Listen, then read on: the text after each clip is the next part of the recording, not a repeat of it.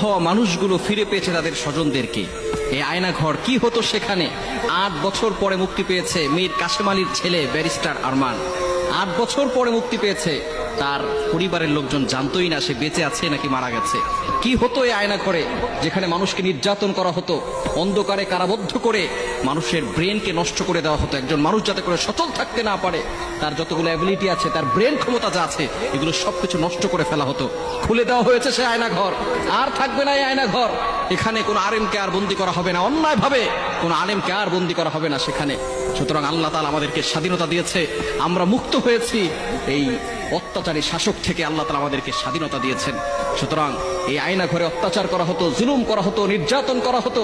যারা এই হকের পক্ষে ছিল, যারা এই সঠিক কথা বলতো, তাদের এই আয়না ঘরে বন্দী করে রেখে তাদেরকে গুম করে ফেলা হতো। তাদের পরিবারের সাথে কোনো সুযোগ থাকতো না তাদের সাথে কথাবার্তা বলার। পরিবার জানতোই না ছেলেটা বেঁচে আছে নাকি মারা গেছে। কত মায়ের বুক খালি করা হয়েছে, কত বাবার বুক খালি করে দেওয়া হয়েছে। একটু চিন্তা করে দেখেন, এই যে জুলুম করেছে, এই জুলুম আল্লাহ তাআলা সহ্য করতে পারে নাই। কত নিরীহ মানুষগুলোকে এভাবে কারা বন্ধ করে দুনিয়া থেকে বিদায় করে দিয়েছে। আল্লামা সাঈদী রহমতুল্লাহ আলাইহি, তাকেও কারাবদ্ধ করে দুনিয়া থেকে বিদায় করে দেওয়া হয়েছে। তিনি শেষ বিদায়ের যে হাসিটা দিয়েছিলেন, আজকে যদি তিনি বেঁচে থাকতেন তাহলে তিনি আবারও সেই হাসিটা দিতে পারতেন।